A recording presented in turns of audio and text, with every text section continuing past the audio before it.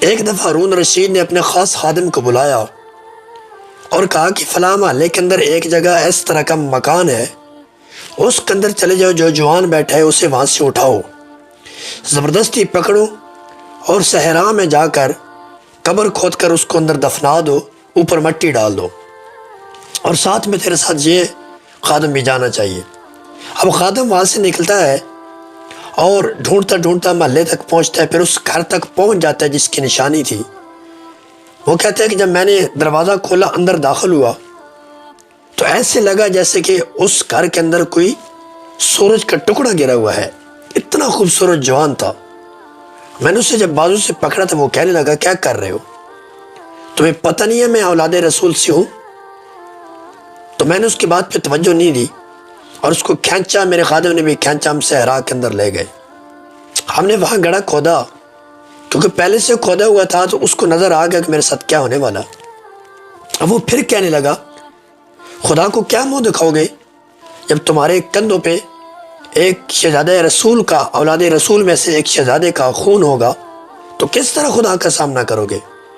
خادم کہنے لگا کہ میرے دل میں ہیبت، اور اس وجہ سے میں نے اسے کہا کہ جو گزر چکا اس کا تو کوئی مداوع نہیں ہے، جو ہونے والا اسے روکا جا سکتا ہے، مجھے اجازت ہو میں 2 رکعت بعد نفل ادا کر لوں۔ اس نے کہا ٹھیک ہے۔ خادم کہنے لگا میں نے تیمم کیا اور وہاں 2 رکعت نماز نفل ادا کرنے کے بعد میں نے ہاتھ بلند کیے اور رب سے کہا مالک میرے لیے اپنی مدد کے دروازے کھول دے، میرے لیے راستہ آسان فرما دے۔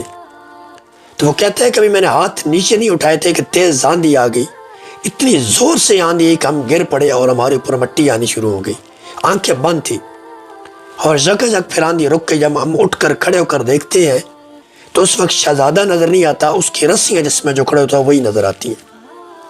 اب میرے خادم نے کہا کہ کیا کرے، بادشاہ سے جھوٹ بول دے؟ کہا اگر بادشاہ سے جھوٹ بولے کبھی شہزادہ سامنے آگا پھر پکڑے جائیں گے، اور اگر سچ بولا تو بادشاہ کہے گا تم نے فرار کر دیا۔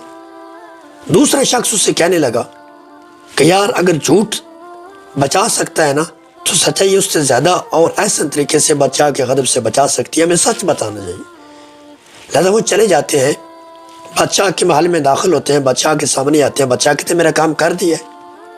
کہنے لگے بادشاہ سلامت، ہم سچ بولیں گے، جھوٹ نہیں بولیں گے، پھر ہمارے ساتھ جو بھی ہو۔ پھر ساری روداد بتائی، ہم گھر جاتے ہیں، اس طرح خوبصورت تھا، پھر اس کے ساتھ یہ معاملہ ہے، پھر ہم نے ہاتھ اٹھائے دعا کے لیے، تو اس وقت پھر یہ معاملات ہوئے اور وہ وہاں سے چلا گیا۔ بات ہمیں تو نظر نہیں آیا، اب ہم سچ آپ کے سامنے لے کر آ گئے۔ اس وقت ہارون رشید نے کہا اللہ پاک کا شکر ہے کہ اللہ پاک نے غیب سے میری مدد فرمائی، مجھ تک جھوٹی خبر پہنچی تھی، اور آج کے بعد میں جب بھی دعا کروں گا سب سے پہلے اپنی دعا میں سبحان کو یاد رکھوں گا۔